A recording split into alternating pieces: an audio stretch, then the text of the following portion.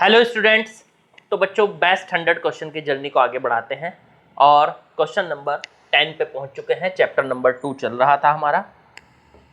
जो JEE mains वाले बच्चे हैं, नीट वाले बच्चे हैं, वो अगर इन क्वेश्चंस को सारे को लगा लें तो उनकी 90% फिजिक्स कंप्लीट हो जाता है और कॉन्फिडेंस अलग लेवल का होता है।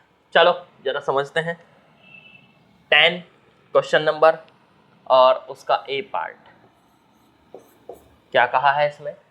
A charge capital Q is distributed uniformly on a ring of radius capital R as shown in following diagrams. ठीक है, find the electric potential at the center O of the ring. देखो ये तीन situation दी है। एक बार तो क्या किया, हमने पूरी रिंग के ऊपर चार्ज को डिस्ट्रीब्यूट कर दिया, पूरी रिंग के ऊपर एकदम बराबर। ठीक है, अगली फिगर में यही चार्ज रिंग के आधे हिस्से पर डिस्ट्रीब्यूट किया। चार्ज उतना ही है, देखो इस पे भी चार्ज कैपिटल क्यू है, इस पे भी चार्ज कैपिटल, लेकिन इस बार पूरी रिंग पे नहीं किया, आधे पार्ट में किया।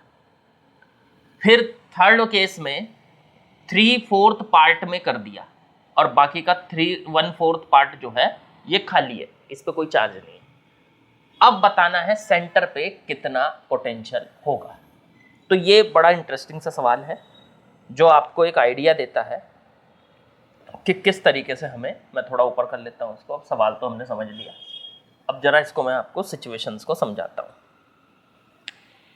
सबसे पहले पहली सिचुएशन की बात करते हैं। लो, ये हो गया हमारे पास एक सर्किल, रिंग कह लो, और रिंग के ऊपर है पूरे के ऊपर चार्ज, पूरे के ऊपर चार्ज एकदम यूनिफॉर्मली डिस्ट्रीब्यूटेड। पहला केस यही है, फर्स्ट पार्ट। अब इसके सेंटर पे आर इसकी रेडियस है, क्यू चार्ज है टोटल जो इसके ऊपर है, आर रेडियस। अब बताना है ओ पॉइंट, सेंटर पे जो मतलब जो सेंटर है वहाँ पे पोटेंशियल कितना है। एक बात सोचो, आपको इसको सवाल को कैसे लगाना है, इस बात को थोड़ा दिमाग में लाओ। हमें ये सोचना है कि सेंटर पे पोटेंशियल, ओ पर पोटेंशियल होगा क्यों, ये सोचना है। अब होगा क्यों सर, किसी भी पॉइंट पे पोटेंशियल होता है, उसके चारों तरफ रखे चार्जेस की वजह से। तो इसके चारों तरफ चार्ज तो फैला हुआ है, पूरा एक पॉइंट पे नहीं रखा है, पूरे पे फैला हुआ है। और जब चार्ज किसी बॉडी पे फैला हुआ होता है तो हम उसको करने के लिए क्या कर सकते हैं, उस पर एक छोटा सा चार्ज ले सकते हैं dq। तो हम यहाँ से अगर पूरी रिंग को एक साथ ना लें और इस पे एक छोटा सा चार्ज सेलेक्ट कर लें dq, ये dq चार्ज हो गया। ये dq वो चार्ज है जो इस रिंग पे पूरी पे एक छोटा सा आपने पोर्शन ले लिया। पूरी रिंग को एक साथ नहीं लेना है, एक साथ नहीं, क्योंकि पूरी रिंग पे चार्ज अलग अलग फैला हुआ है। ठीक है, मतलब पूरी रिंग पे पूरी पे फैला हुआ है। तो आप ऐसे हो सकता है ना कि जैसे ऐसे सोचो कि यानी मान लीजिए कहीं पे किसी पॉइंट पे पोटेंशियल निकालना है, तो एक चार्ज यहाँ रखा है और उससे वो पॉइंट कितनी दूर है ये देखते हैं। लेकिन ये सारा चार्ज एक पॉइंट पे तो रखा नहीं है, तो फैला हुआ है ऐसे ऐसे फैला। तो हमें एक पॉइंट पे चार्ज ढूंढना पड़ेगा।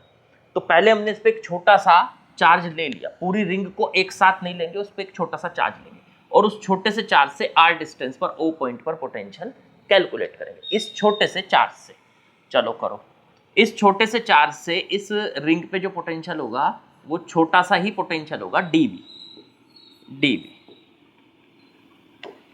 ये होगा बच्चों डीवी। अब ये कितना होगा, तो ये होगा, फॉर्मूला है के क्यू, क्यू कितना है डी क्यू। आप इस पॉइंट पे पोटेंशियल सिर्फ इस छोटे चार्ज की वजह से निकाल रहे हो, तो इस छोटे चार्ज को लिखो डी क्यू और बटे में उस पॉइंट तक की मतलब चार्ज से पॉइंट तक की डिस्टेंस जहाँ पे आप पोटेंशियल कैलकुलेट कर रहे हो, तो वो है आर। Very good. अब जब आपने इस पूरी रिंग पे एक छोटा सा पोर्शन सेलेक्ट करके, एक छोटा सा चार्ज सेलेक्ट करके उसकी वजह से पोटेंशियल निकाल लिया, तो अब क्या करोगे, अब एक काम करो, हमें तो सर पूरी रिंग का चाहिए, तो इंटीग्रेशन कर दो भाई, करो integration. Integration both side, D V का इंटीग्रेशन तो हो जाएगा वी, dv का इंटीग्रेशन हो जाएगा v।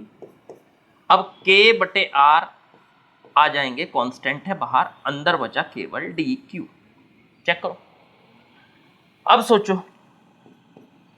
k बटे में r, अंदर बचता है integration D Q. D Q integration का मतलब हुआ ये जो डी क्यू छोटा सा चार्ज आपने लिया था, इसको इंटीग्रेट कर दो। इंटीग्रेट का मीनिंग समझ दो ना आप। इंटीग्रेट का मीनिंग होता है कि इस तरीके के छोटे छोटे छोटे छोटे चार्ज हैं पूरी रिंग पे, उन सबको ऐड कर दो। इंटीग्रेशन का मतलब ये। तो जैसे डी क्यू यहाँ है, फिर यहाँ पे भी होगा, यहाँ पे भी होगा, यहाँ पे भी होगा, ये छोटे छोटे चार्ज पूरी रिंग के चार्ज इंटीग्रेट हो जाएंगे। तो डी क्यू का इंटीग्रेशन आ जाएगा क्यू क्यू, ठीक है ना। और लिमिट रख दो इसकी। लिमिट कैसे रखेंगे आप? एक बात बताओ, जब हमने छोटा सा चार्ज लेने शुरुआत में लिया था तो वो लगभग 0 था, और जब हम छोटे छोटे चार्ज इस पे लेके चले, यहाँ D Q D Q D Q D Q D Q, ये ऐड होते होते होते होते ये पूरा चार्ज कितना बन गया? Capital Q. तो यहाँ से आपने इसको इंटीग्रेट करके रख दिया और इसमें लिमिट भर दी, पहले ऊपर वाली लिमिट कैपिटल क्यू माइनस 0, और आंसर आ गया के क्यू बाई आर। तो मेरे ख्याल से आप लोगों को सेंटर ओ पे पोटेंशियल समझ में आ गया कि किस तरीके से हमने निकाला। छोटे छोटे छोटे छोटे चार्ज मिलकर ये पूरा चार्ज बना रहे हैं Q. D Q D Q D Q D Q D Q D Q D Q D Q मिलकर पूरा चार्ज बना रहे हैं यहाँ से यहाँ तक का क्यू। अब सर आपने आर को कैसे कांस्टेंट? आर कांस्टेंट है। देखो डी क्यू को अगर मैं यहाँ लूँ तो देखो ये आर की वैल्यू है, सेंटर से या उस पॉइंट पे जिस पे पोटेंशियल निकाल रहे हो उससे डिस्टेंस आर है। लेकिन अगर मैं डी क्यू को यहाँ ले लूँ तो भी तो ये डिस्टेंस आर ही है। देखो अगर मैं डी क्यू को यहाँ ले लूँ तो भी ये डिस्टेंस आर है, आर। तो हर जगह ये आर है, इसलिए आर कांस्टेंट था, बाहर आ गया। चलो अब इसका सेकंड पार्ट पढ़ते हैं। ये फर्स्ट पार्ट था, ए पार्ट का फर्स्ट पार्ट। सेकंड पार्ट है कि अगर ये रिंग इस टाइप की रिंग है, दोबारा लेते हैं इस रिंग को, और इसके आधे हिस्से में यहाँ से लेके यहाँ तक अपर हाफ में यही चार्ज फैला। इस बार लोअर हाफ में चार्ज नहीं है, नीचे वाले हिस्से में चार्ज नहीं है, सिर्फ ऊपर वाले हिस्से में चार्ज है। अब सेंटर पे कितना चार्ज वो होगा? पोटेंशियल। तो सेंटर पे पोटेंशियल कितना होगा? अब देखने के लिए आपको फिर से यही आपको लगाना पड़ेगा कि आप लोअर हाफ में नहीं है, कोई बात नहीं, मत होने दो। अपर हाफ में से थोड़ा सा चार्ज सेलेक्ट कर लो। हमने यहाँ पे एक छोटा सा चार्ज ले लिया डी क्यू बच्चों, ठीक है। और ये डी क्यू से ये कितनी दूर है? O point R distance. तो यहाँ पे फिर से हम क्या कैलकुलेट करेंगे? D V. इस छोटे से चार्ज की वजह से कितना पोटेंशियल है? D V. अब dv की वैल्यू फिर से वही आ जाएगी, इस पे छोटा सा चार्ज जो आपने लिया, इस छोटे चार्ज की वजह से के क्यू कितना है? डी क्यू, और बटे में सेंटर से चार्ज तक की डिस्टेंस वो है आर। दोनों तरफ का कर दो इंटीग्रेशन। dv का इंटीग्रेशन हो गया v, और k बाई आर फिर से बाहर। अब आप कहोगे सर इसमें फिर से r कांस्टेंट है। हाँ, r रेडियस है। यहाँ इस चार्ज को यहाँ के बजाय यहाँ ले लो, यहाँ अगर लोगे इस चार्ज को तो भी ये डिस्टेंस कांस्टेंट है। इस आधी रिंग पे भी ये डिस्टेंस तो कांस्टेंट ही रहेगा ना। फिर निकालो इसको बाहर, तो फिर निकाल लिया इसको बाहर, अंदर बचा फिर से डी क्यू। तो के बटे आर, डी क्यू का इंटीग्रेशन क्यू। लिमिट रख दो इसकी। लिमिट अगर इसकी रखें तो वही छोटा सा चार्ज जिस टाइम पे शुरुआत में सेलेक्ट करेंगे तो 0 होगा, और फिर बढ़ते बढ़ते बढ़ते बढ़ते इस पे पूरा चार्ज कितना है? फिर से वही क्यू है। ऐसा नहीं है कि रिंग पे आधी पे फैला है तो चार्ज आधा है, आधा नहीं है। उन्होंने दिया है कि पूरा चार्ज उतना ही है, पर इस बार आधी रिंग पे फैला है। समझो जरा बात को भाई। पहले वो क्यू चार्ज पूरी रिंग पे फैला था, अब वो चार्ज आधी रिंग पे फैला है, चार्ज तो उतना ही है ना क्यू। तो फिर से आपकी लिमिट तो वही 0 से क्यू तक जाएगी ना। चार्ज धीरे धीरे बढ़ेगा। शुरुआत में जब पहला चार्ज लोगे बहुत छोटा होगा, लगभग 0 होगा, तो पहली लिमिट हो गई 0। जब वो D Q D Q D Q D Q add होते होते बढ़ते बढ़ते बढ़ते बढ़ते कैपिटल क्यू हो जाएगा, टोटल चार्ज हो जाएगा कैपिटल क्यू। आंसर फिर से वही हो गया, के बटे में आर, पहले upper limit capital Q minus 0, तो आंसर आ गया के कैपिटल क्यू बटे आर। मेरे ख्याल से आप लोगों को समझ में आ गया। तो सर फिर तो सेम थर्ड केस में भी यही होने जा रहा है। थर्ड केस, वेरी गुड, यही होने जा रहा है, नहीं यही होगा। तो थर्ड केस में भी सेम यही होने जा रहा है। क्या होने जा रहा है भाई? इसी टाइप का रिंग, इस बार 3/4 पे फैला हुआ है चार्ज, मान लो यहाँ से लेके और यहाँ तक फैला हुआ है, plus plus plus plus plus plus plus plus plus plus, देखो 3/4 पे फैला हुआ है। बिल्कुल सेम यही आंसर सिमिलरली इसके लिए भी आना है बच्चों। इसके लिए भी आप यहाँ पे dq लेंगे, एक छोटा सा चार्ज, और उसकी वजह से r डिस्टेंस पे यहाँ पे dv निकालेंगे और सेम आंसर यही आएगा। अब यहाँ से भी आंसर सेम वही का वही बनेगा, बिल्कुल सिमिलर जो आप तक अभी तक बताया है वही कंसेप्ट यहाँ पे भी लग रहा है। तो इस पे भी आंसर सेम यही बनना है, इसलिए आप इसे खुद से कर लीजिए, क्योंकि यही लाइनें लिखनी है, इससे ज़्यादा और कुछ नहीं है। तो मेरे ख्याल से आप लोगों को ये पॉइंट समझ में आ गया कि आखिरकार किस तरीके से इसको दिया गया। अब चलिए आगे बढ़ते हैं।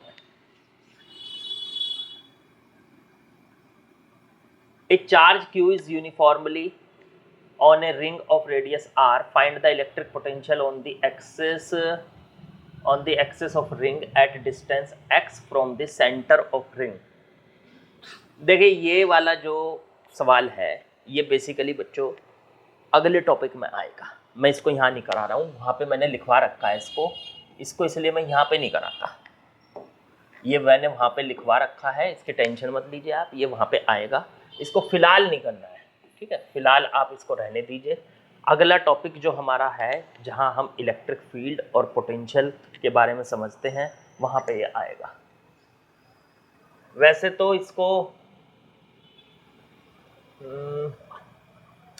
उस तरीके से भी किया जा सकता है जो नेक्स्ट टॉपिक हमारे पास आएगा। तरीका एक और भी है, कहो तो चलो समझा देते हैं, जब ऐसी बात है तो। मतलब ये ध्यान रखना यही क्वेश्चन दोबारा भी आना है। दोबारा कब आना है? अगले टॉपिक में। वहाँ पे इसका तरीका दूसरा बताऊंगा, यहाँ तरीका दूसरा बता रहा हूँ। तो जब ये आ गया है तो चलो करा देते, दूसरे तरीके से करा देते, क्योंकि वो तो मेथड अभी अगले टॉपिक में आना है। अपने इसी मेथड से करा देते हैं जो ये फिलहाल मेथड है। चलो यहाँ से इसको Q चार्ज है यूनिफॉर्मली रिंग, सवाल पढ़ लो। A charge capital Q is uniformly on ring of radius R। Q charge और R रेडियस की रिंग पे फैला हुआ है uniformly. Find the electric potential on the axis of ring at distance x from the centre of ring, sketch variation with respect to x। चलो ठीक है, लो जी सवाल सुन लो जरा। ये दोबारा वहाँ पे भी आएगा, मैं कराऊंगा इसको, ठीक है। वहाँ तरीका अलग होगा, यहाँ तरीका अलग बनाने जा रहा हूँ। तो ये बी पार्ट हमारा बच्चों आ गया। ये हो गई हमारी रिंग, ठीक है। सेंटर से ये हो गई डिस्टेंस। अब हमें इसके सेंटर से x डिस्टेंस दूर, r इसकी रेडियस है, और यहाँ पे पूरी रिंग पे चार्ज फैला हुआ है।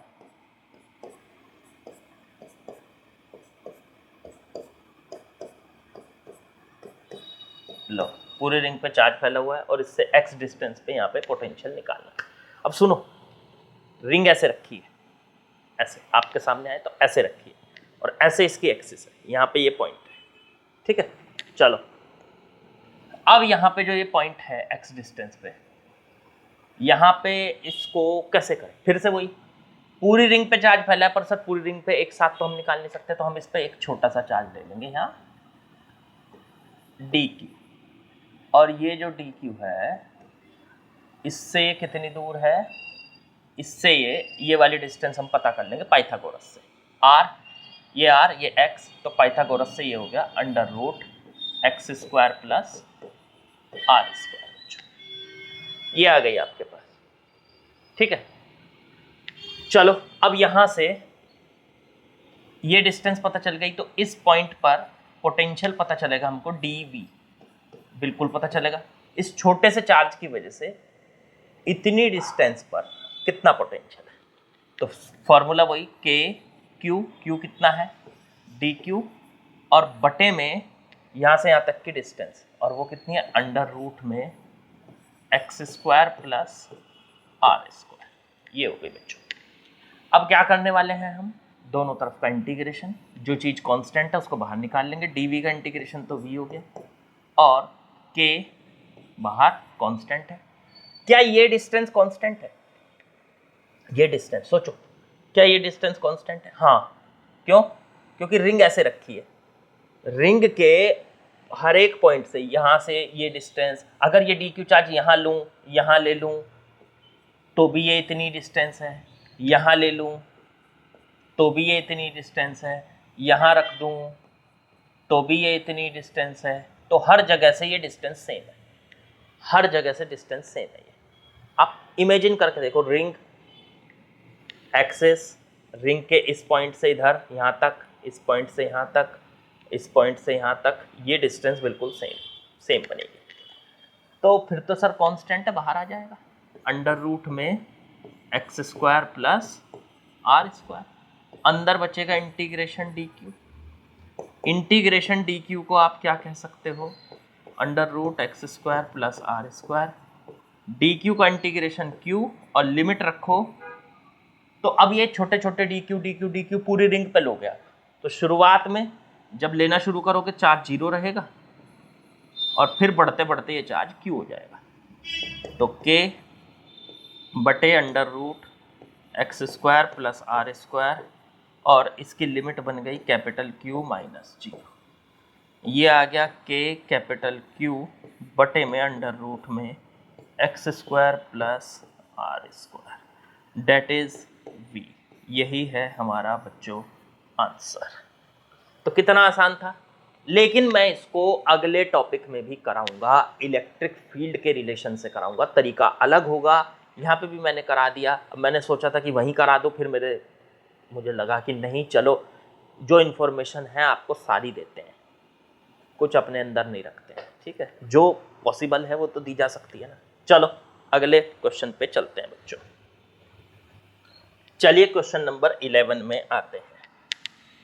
क्या दिया है, क्या बताना है। देखो, इस सबसे बड़ी बात यह है कि ये जो आप लोगों के पास क्वेश्चंस चल रहे हैं ना, आप लोगों की प्रैक्टिस जो चल रही है, प्रैक्टिस सेशन जो चल रहा है, इस सेशन के अंदर आपके लिए हर तरीके के सवाल हैं। मतलब ऐसा नहीं है कि कोई किसी तरीके का किसी कंसेप्ट का क्वेश्चन रह जाए, बहुत रेयर है कि किसी कंसेप्ट का क्वेश्चन, कोई नया कंसेप्ट बन के आएगा वो एक अलग बात है, लेकिन पुराने जैसे क्वेश्चंस आए हुए हैं अब तक के, या जैसा भी है वो सब तरीके के, और जो नए कंसेप्ट पे भी आएगा वो भी इन्हीं में से बना हुआ होगा। ऐसा नहीं होता कि कोई अलग से आ जाता है, होगा तो इन्हीं में से। चलो करो शुरू। Sketch the variation of electric potential on x-axis with respect to x for x is equal to minus infinity to infinity in the following cases। चलिए पहले इलेक्ट्रिक पोटेंशियल की बात करनी है एक्स एक्सिस पर विद रेस्पेक्ट टू, ओके, हमारे पास दो charge रखे, पहला पार्ट करते हैं जरा इसका। हमारे पास दो चार्ज रखे हैं एक लाइन पे, और ये मान लीजिए एक्स एक्सिस है, इसको आगे बढ़ा लीजिए तो ये एक्स एक्सिस है, ठीक है। यहाँ ओरिजिन है तो यहाँ पीछे की तरफ होगा minus x axis, minus x, चलो ठीक है। ये ओरिजिन, यहाँ से यहाँ तक की ये डिस्टेंस डी दे रखी है, और ये पॉइंट ए, ऊपर एक चार्ज रखा है कैपिटल क्यू, और यहाँ पे रखा है एक और कैपिटल क्यू, ए पर भी रखा है एक चार्ज। अब यहाँ से डी डिस्टेंस पर, ये डी डिस्टेंस है, हमें क्या करना है, इस पूरे एक्सिस पर, पूरे एक्स एक्सिस पर हर जगह का पोटेंशियल का ग्राफ बनाना है, वेरिएशन बनाना है, स्केच करना है उसको, मतलब ग्राफ बनाना है। बना देंगे इसको कुछ इस तरह से लेके चलो। ये ग्राफ बनाने के लिए मैंने इसको वाई एक्सिस और इधर बना लिया एक्स एक्सिस, इधर माइनस एक्स एक्सिस, थोड़ा सा सीधी लाइन नहीं आई है, चलो सीधी लाइन पे खींचते हैं। पहले ये हो गया वाई एक्सिस और ये हो गया एक्स एक्सिस, ठीक है।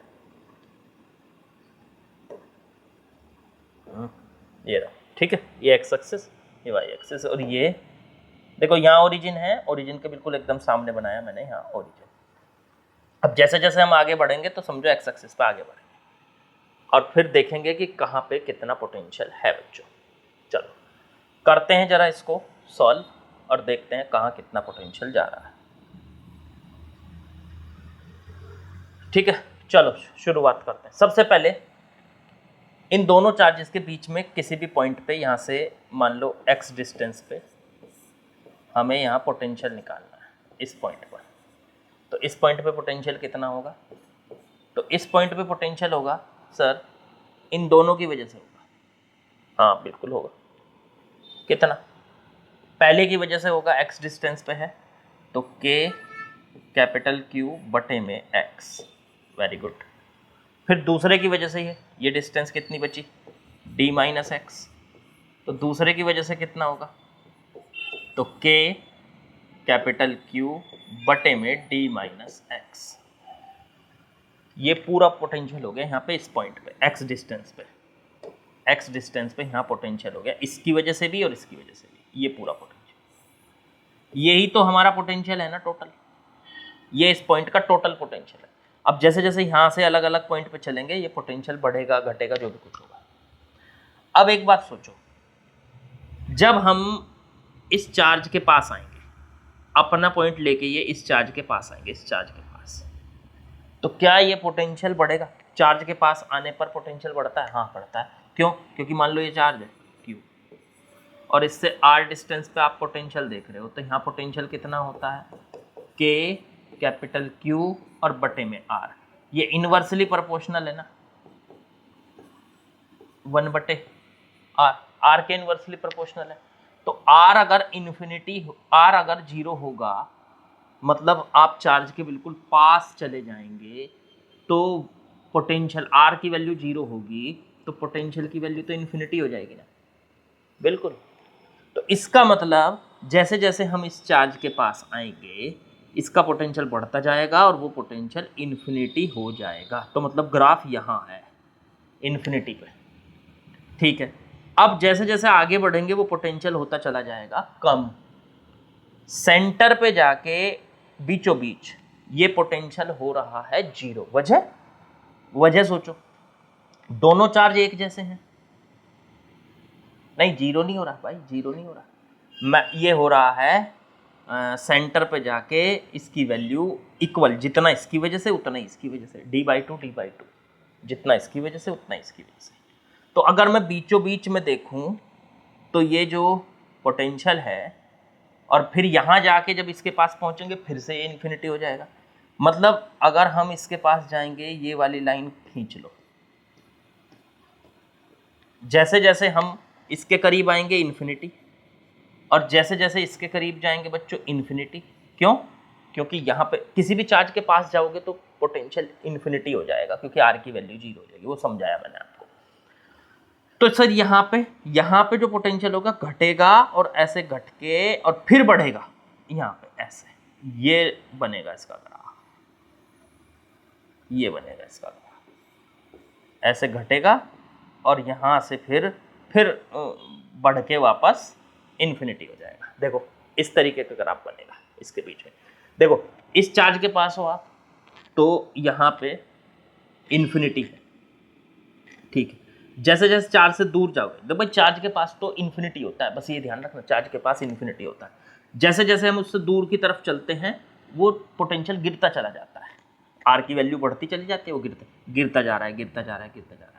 बिल्कुल सेंटर पे जब पहुंचोगे ये पोटेंशियल उस टाइम पे मिनिमम होगा, इस पोटेंशियल की वैल्यू। क्यों?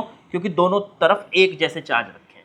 अगर चार्ज एक जैसे ना होते तो फिर बीचों बीच सेंटर पे ये मिनिमम ना होता, और किसी पॉइंट पे हो सकता था।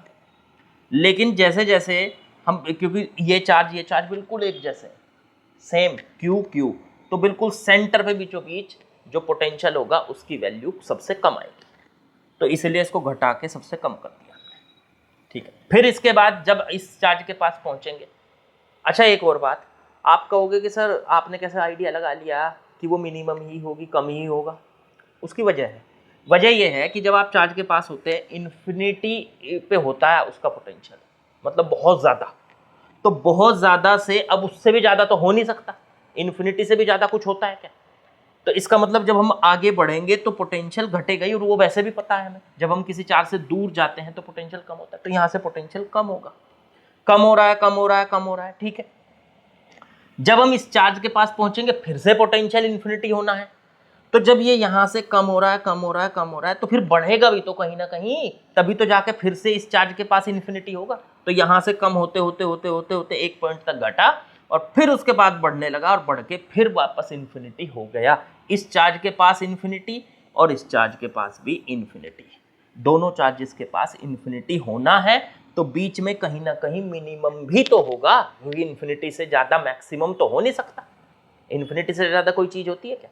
तो इन्फिनिटी से कम ही होगा, तो मिनिमम होगा कहीं ना कहीं किसी पॉइंट पे, और वो पॉइंट है यहाँ बीचों बीच। बीचों बीच इसलिए कह रहा हूं मैं क्योंकि सिमेट्री है, जितना चार्ज ये है उतना ये है, तो वो बीचों बीच पॉइंट पड़ेगा सिमेट्री की वजह से।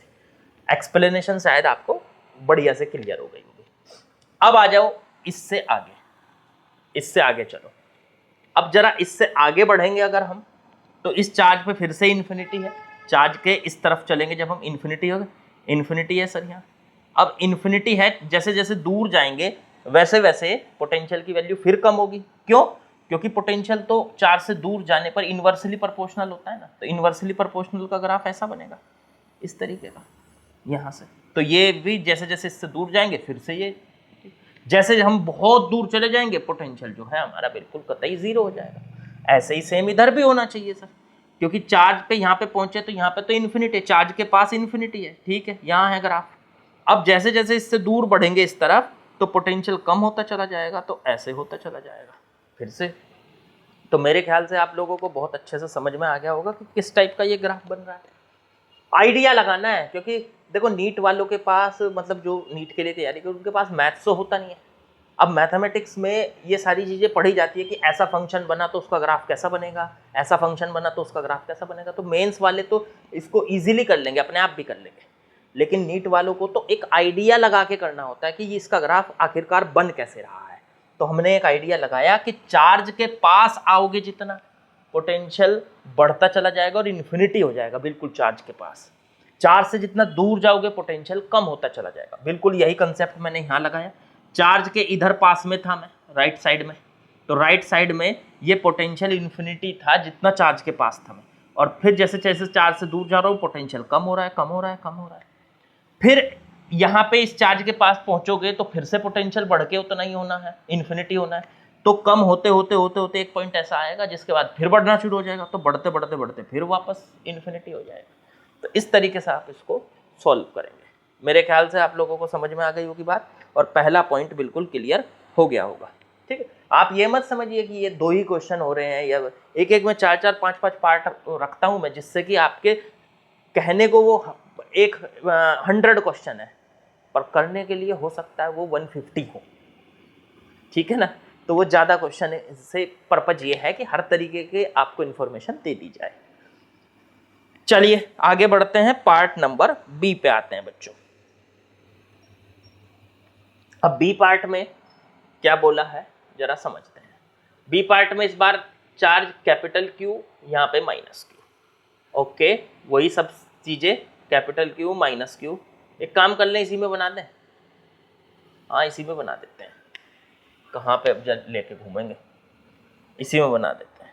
इसे हटा दूँ, ये तो आपने नोट कर लिया होगा, चेक कर लो, ठीक है। चलो अब इसी में बना देते हैं। इस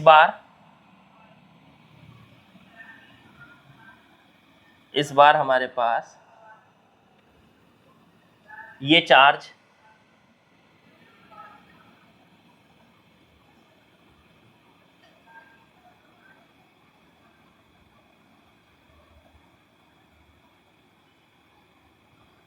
है भाई, ठीक है, यहाँ पे कैपिटल क्यू और इस पॉइंट पे पोटेंशियल इस बार यहाँ पे माइनस क्यू रखा है, माइनस क्यू। चलो यहाँ पे अगर x डिस्टेंस पे पोटेंशियल निकालोगे तो इस बार पोटेंशियल किस किस की वजह से होगा, इसकी वजह से x डिस्टेंस पे, तो k q बटे में x, और इसकी वजह से k इंटू क्यू की जगह माइनस क्यू और बटे में d माइनस एक्स, ये होगा बच्चों। ठीक है, चलिए तो ए पॉइंट है। अब सोचो, अब इस बार ग्राफ बदलने वाला है। क्यों? आप इस चार्ज के पास रहोगे राइट साइड में, पोटेंशियल कैसा होगा, इन्फिनिटी पे होगा सर। अच्छा, इस चार्ज के जब पास आओगे लेफ्ट साइड में, तो सर माइनस का चार्ज है, माइनस चार्ज के पास तो माइनस का पोटेंशियल होता है, तो इसका पोटेंशियल जो होगा नीचे की तरफ माइनस इन्फिनिटी होगा, यहाँ पे होगा ऐसे माइनस इन्फिनिटी।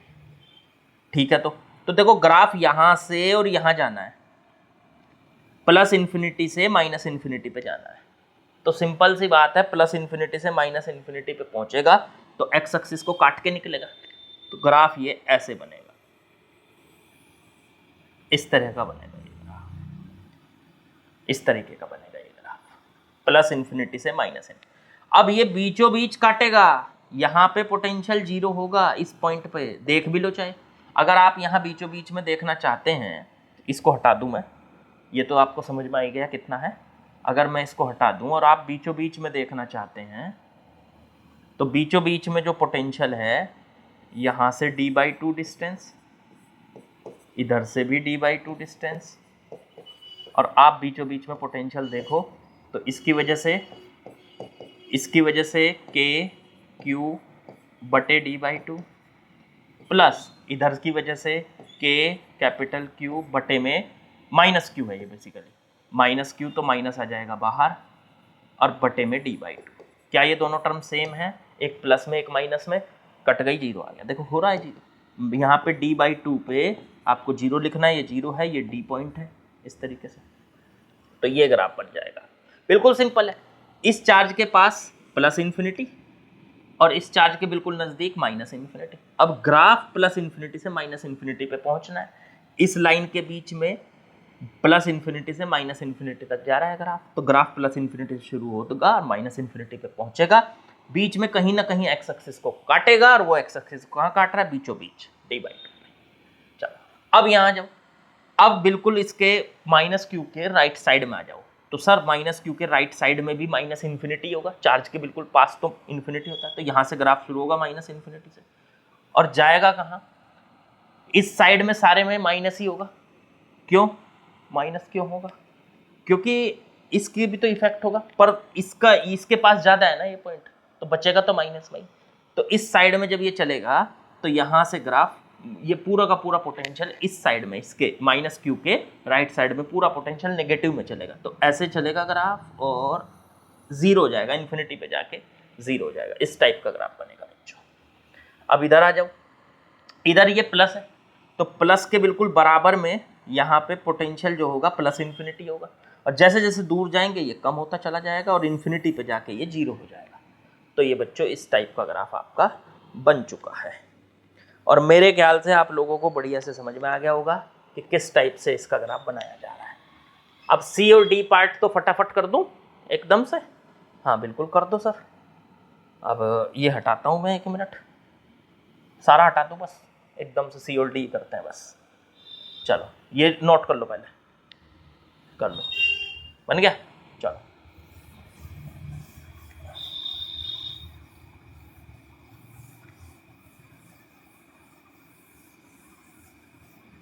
चलो, अबे क्या हुआ, अबे यार,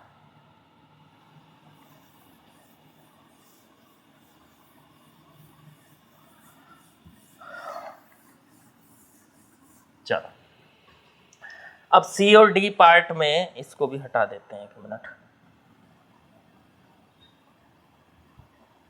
थोड़ा सा ऊपर लेंगे,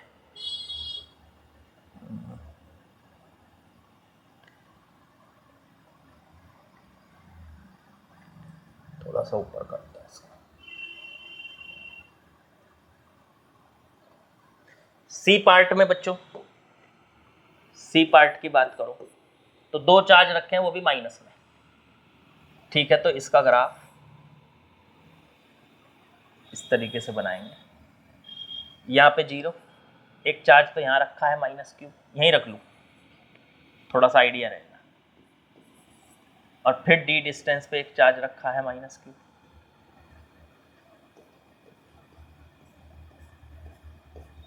ये हो गया माइनस क्यू।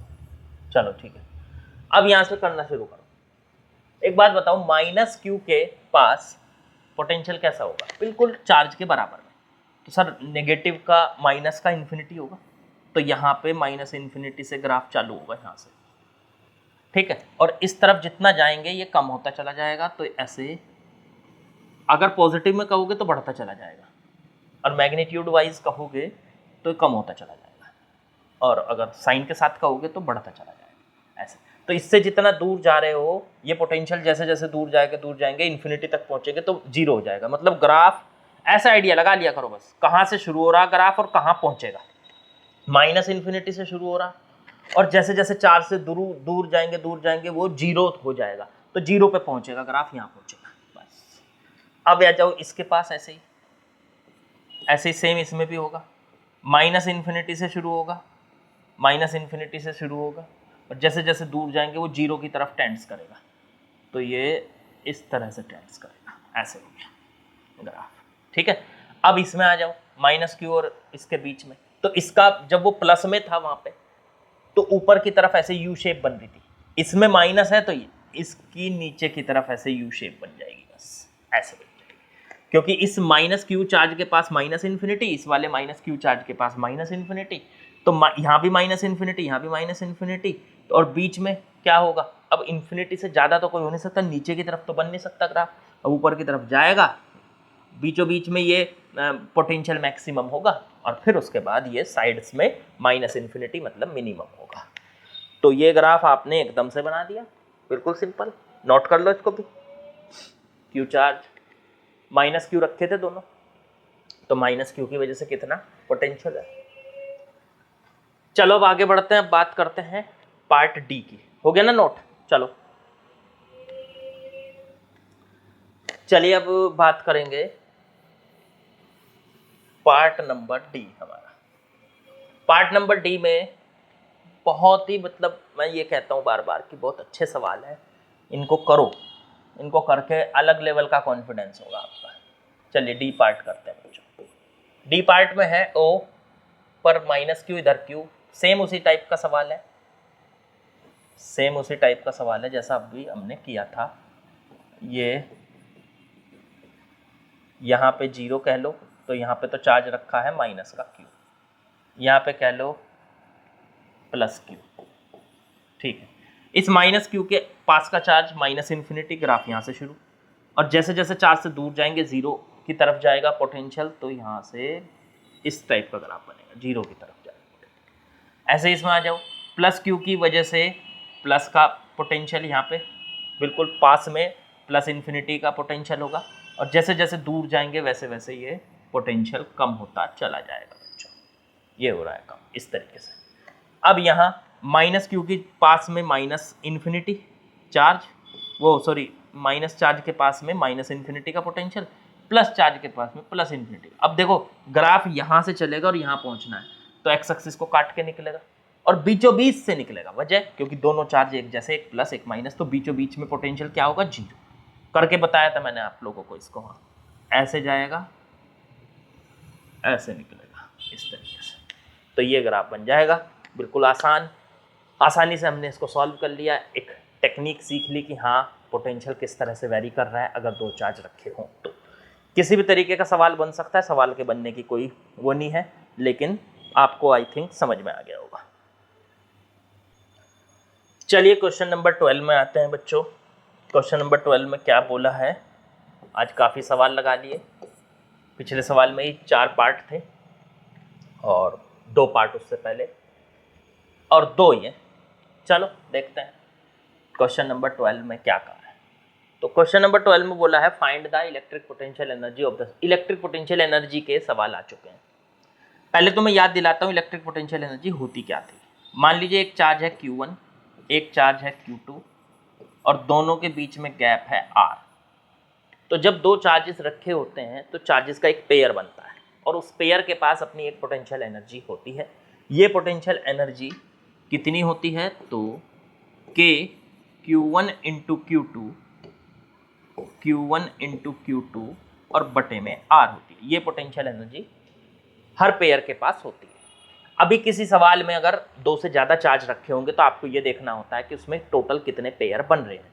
जैसे यहाँ पे 3 चार्ज रखे हैं, 1, 2 और 3, तो यहाँ पे 3 पेयर बनेंगे, 1, 2, 3। ऐसे इसमें 4 चार्ज रखे हैं तो इसमें 6 पेयर बनेंगे।